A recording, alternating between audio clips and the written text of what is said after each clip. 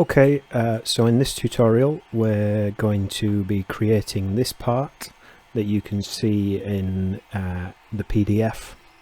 Now this is just a simple thin plate with several hole features passing through the plate, and then these holes here that are created with a linear pattern tool or a linear pattern feature actually have a slight protrusion on the one side of the plate. So you can see that protrusion there, 2 millimeters. So this is largely an exercise just to practice using the linear pattern feature or the linear pattern tool and the circular pattern feature as well.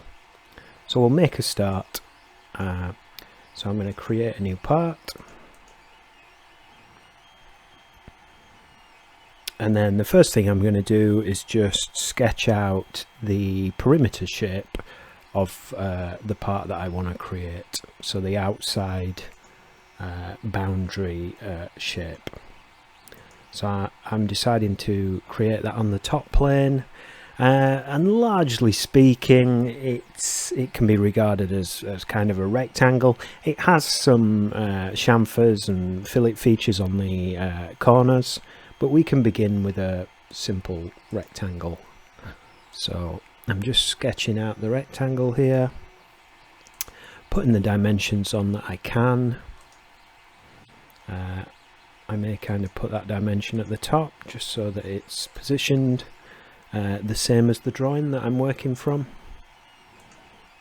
and then 80 millimeters for that one there. So that's largely the shape. Now what I could do, I could extrude that and then use the chamfer feature to chamfer this side and the fillet feature to fillet that side, or I could use the fillet feature within this sketch. I think in this instance I'm going to choose to use the fillet feature and the chamfer feature rather than using the sketch fillet within this sketch and the sketch chamfer. Generally I'd tend to favour that method of working. Try and contain all your chamfer geometry and fillet geometry within a feature, rather than trying to encapsulate it within the sketch itself. There are certain instances where you would want to put it in the sketch as opposed to creating it as a feature, but generally speaking it's wiser to create them as features. So I'm going to create my extruded boss base using this sketch, and in this case I want that to be 2 millimeters thick, like that. And then I'm just going to zoom in a bit and click on one of these edges and tell the system that I want to create a chamfer feature where that edge was, and then I'm going to click on that other edge up there just to do the same thing. So if I have a little check on the drawing as to the scale of these chamfers, I think these two are coming out at about 20 millimeters on the drawing. And then I'm going to do roughly the same thing again on this side, but I'm going to choose the fillet feature rather than the chamfer. So fillet this side, and these fillets, are they 20 millimeters as well? Yes, I believe that they are. So 20 millimeters, and then I'm just going to apply that fillet to that edge there as well. So that's largely the outline of our plate completed. So now I've got a series of holes that I want to create on the plate. I think the first one that I'm going to attempt is this one here. So I'm going to create this hole feature. It's not simply a hole. As I said in the intro, it's actually got a protrusion on one side of the plate as well. So what I'm going to do initially is just create a little boss on the face of the plate itself, and then I'm going to create the hole that cuts through that new material that's been added by the boss and through this original plate material as well. So the way I'm going to do that, I'm going to create a sketch on this face. That sketch is just going to be a simple circle. I'm going to dimension that appropriately for the size of the boss that I want to create, so that would be 10mm. And then I'm going to look to the drawing that I'm working from to find out how that boss is positioned vertically and horizontally relative to the edge of the plate. So that's what the drawing is showing. And then when I've created that circular sketch, I'm going to use it to extrude upwards by 2mm. So there's my little boss. So then I'm going to, there's two ways that we could handle the holes here. We could use the hole wizard feature, or we could use the extruded cut. I think for these features I'll use the extruded cut just to illustrate that method of working. And then maybe for the other holes I will use the hole wizard, just so that you can see the two options. Generally speaking, if your hole has any kind of extra detail, and by extra detail I mean does it have a countersink or a counter bore, or is it threaded, or any of these other types of details that a simple hole through a part can have, then I would generally recommend using the hole wizard. But as all the holes on this particular part are just plain holes with no threads and no counter bores, no countersinks, none of that extra detail, you could use either method. You could use the extruded cut method, or you could use the hole wizard if you're more comfortable with working that way. But let's use the extruded cut method. So I'm going to sketch on the top of this little extrude that I've just created. So click on the top face, sketch, and then I'm just going to sketch a simple circle. But before I place this circle, I just want to hover over the edge of that circular boss. And what happens is the center point becomes visible, and then if I click in the center point and create my circle, that circle will now be locked to the center point of that circular boss. And then I'm going to dimension this. I believe that is 8mm for the hole. Yep.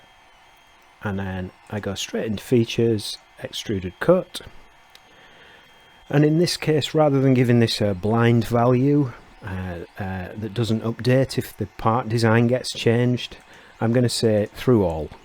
So however thick or thin the part design becomes in the future, that hole will cut all the way through. So it's kind of more adaptable than just putting a blind value on the depth of that cut. So now what I'm going to do is create the pattern of these features as shown on the drawing that we're working from. So I'm going to launch the linear pattern tool. So there's the linear pattern. Now the linear pattern wants at least one direction to pattern in. As it happens, I'm going to create a pattern in two directions. So we can see the direction that I'm going to create it in. I'm going to create one set of pattern instances in the X direction there, and one set of pattern instances in the Z direction as well. So in order to give the system a reference as to which directions I want to pattern in, I need to put something in this first box, direction 1. What I'm going to select is the right hand plane, and then it's saying, do you want to pattern in a second direction as well? You don't have to. You can just create linear patterns in a single direction if you want to, but I want to create them in a grid. So for direction 2, I'm going to choose the front plane, and you can see the effect that that has. So it assigns a direction at 90 degrees to the plane that you've clicked on. So let's get some features to pattern now. So there's two features that I want to place within this pattern. The first feature is that little extrude that I created, this outer face, and then the second feature is the hole that cuts through the center So if I hover over that outer face, it lists the feature name that created that face. So in my case it was Boss Extrude 2. So if I click on that, it collects it into this box. And then I also want to pattern the hole that cut through the center, because that was a separate feature. So that was Cut Extrude 1.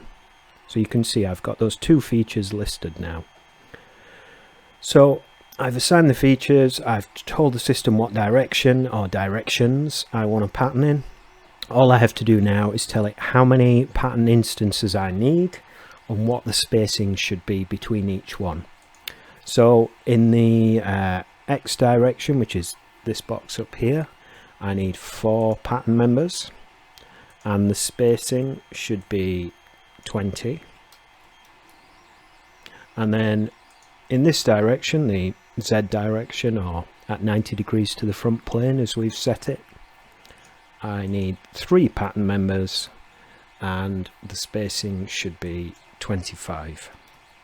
Now you can see it's patterning in the wrong direction here. So it's patterning off the edge of the part. That wouldn't work. But all I have to do is click on that reverse direction arrow and it will flip the sense of that direction 180 degrees. So that preview looks like the drawing that I'm trying to create my part to. So we're creating these things here. So I'm just going to accept that pattern feature. And there you go.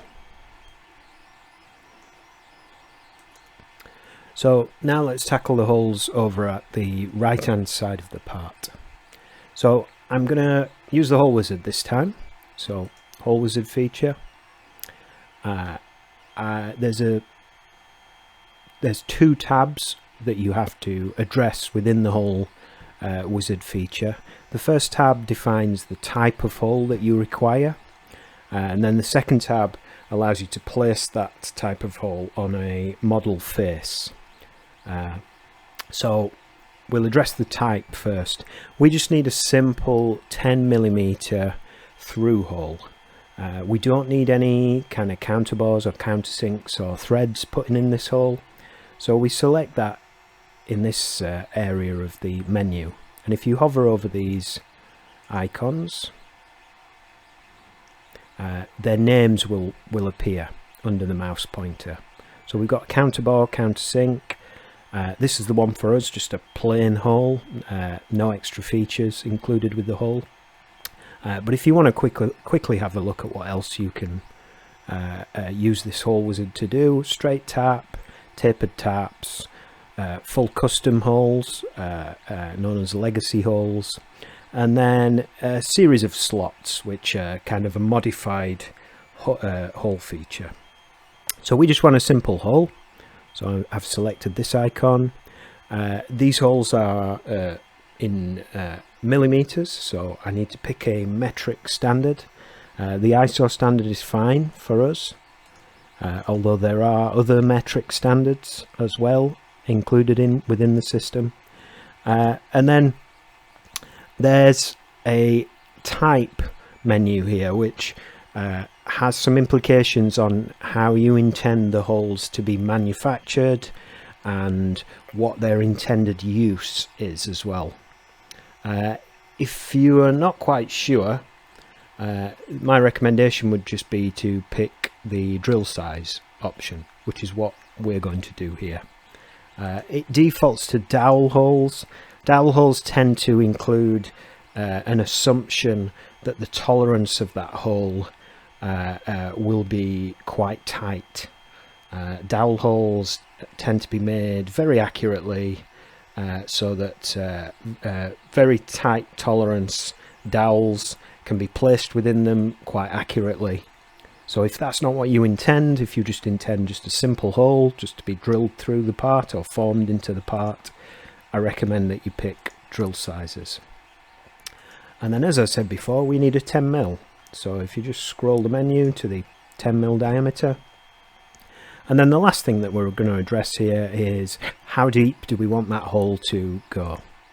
So we, as is common with a lot of features, extrudes, etc., You can set a blind value, or you can put some logic into the depth of the feature. So I think in this case I'll do a up to next. What that will do is it will cut through solid material until it meets the next outside face of the part, which will be this lower face here. So that's fine for this feature. So I've set my hole up. Now I want to position my hole. I just have to select a face on the model to begin my hole feature from. So I'm going to click this top face. The view will rotate itself round because I'm now in a sketch. And all that I have to do in this sketch is just click to place my hole. So I know that I want it on this center line somewhere. So I'm going to just click there and it will lock itself to the center line. If you make the mistake of clicking more than once, you'll get more than one hole. So you can have as many holes included within a single hole feature as you require. But in our case, we don't want more than one. So I'm going to press escape to cancel that behavior. And then I'm going to make sure that I've got this hole selected and just press the delete key and it will disappear. And then I'm going to check that this hole has in actual fact locked itself to that plane. Yes, it has. So I only have one dimension that I need to insert, and that is how far is it horizontally from this edge of the model over here. And if you look at the drawing, it's 120. So there's the hole placed. I can OK that dimension. I can OK the hole wizard feature as well. And then the hole is created. And the hole wizard feature is quite nice because it names the feature with some details about the hole specification that you've created.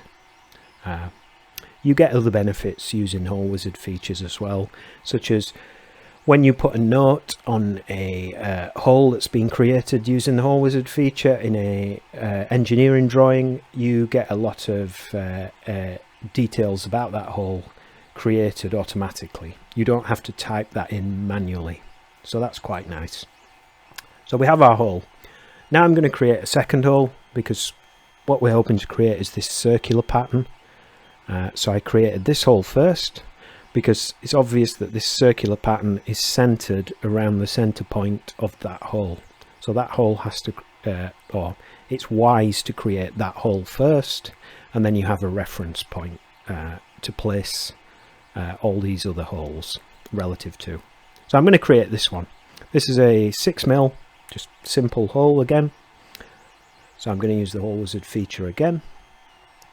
We now know how this works. We don't need to change much in here. We just need to change the diameter. So 6mm is what we require now. Everything else can stay the same. Go to the positions tab. I want to begin my hole on this face. And it doesn't really matter where I place this because I'm gonna add some relations in to hold it in place after I've placed it. So I'm just gonna intentionally just drop it somewhere that I know isn't quite right, like that.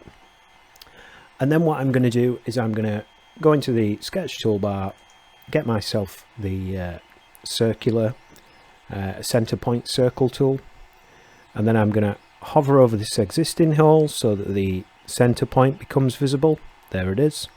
Try that again. And then I'm going to center a circular sketched entity on the center point of that hole, just like that. And then I'm going to convert that circle from a solid line, which is a normal sketch line, to a construction line by ticking on that little box there when I have the circle selected. Then I'm going to drag this point that marks the center of my hole onto the edge of that circle. We'll try that a different way. So I'm selecting the point, holding down Control, clicking on the edge of the circle to get the two items highlighted, and then I'm going to put a coincident relation between them. That works. And then I'm just clicking in some empty space to deselect everything, and then I'm going to click on that point again, hold down Control and click on that center point. And this time I'm going to add a vertical relation between those 2 points. So that's what I've achieved. If we just try and drag these things around, you'll see that the hole is kind of locked to always be vertical above that center point of that circle, and it's stuck to this construction circle that we inserted as well. So the last piece of this is to dimension up this construction circle, because the way that the drawing is presented to us, and we'll look at this in a second, is by the use of what's known as a PCD. So that stands for pitch, circle, diameter. And that's one way that holes which are arranged within a circular pattern have their position indicated on an engineering drawing. So if we have a little look at the drawing, you can see that there's a dashed line showing a circle there that's centered on that 10mm hole, and it's labeled as PCD 40. So that means that diameter, the pitch diameter of these holes, is 40mm. So that circle is a 40mm diameter circle. Quite common to see PCD and then a number on engineering drawings. So we've set that up as we need it. I'm going to accept that sketch. The hole gets created, and then all I'm going to do, this isn't going to be a linear pattern, this is going to be a circular pattern. So the linear pattern button or icon is easy to locate there. The circular pattern is actually in this drop down menu underneath that icon. So there's circular pattern. It's asking me which features I'd like to pattern. So any box which is highlighted in blue is waiting for some input from the user. So I'm just going to click on that internal face of that hole, and it should collect that 6mm diameter hole wizard feature into the features and faces box.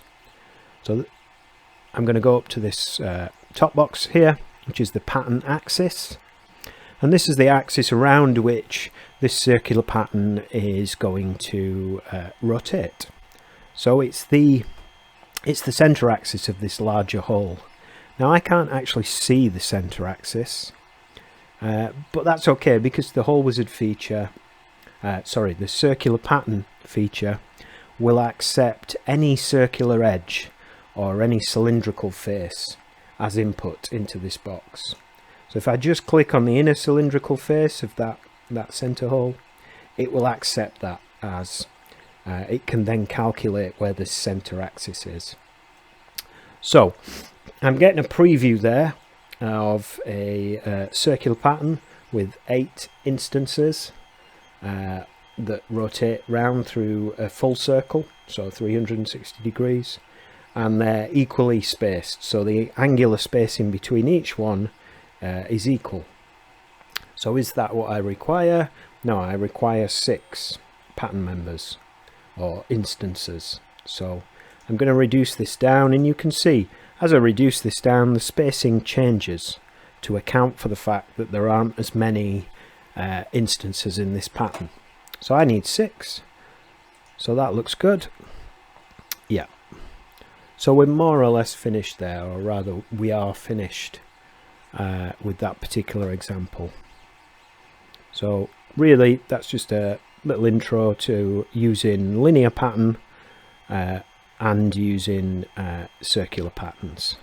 Just before we kind of close that down and end the tutorial, if you want to edit these patterns, that's perfectly easy to do. So if we want to edit the linear pattern, let's say, as with any feature, just click on the feature, click on the edit feature icon, and it will take you essentially back in time to that point in the creation of this part. So you can see all the holes over here are yet to be created. So we've kind of rewound chronologically back to when we were creating this pattern, and we can make any changes that we want. Let's say, for example, I decided I didn't want this linear pattern to go in 2 directions. I just wanted it to go in a single direction.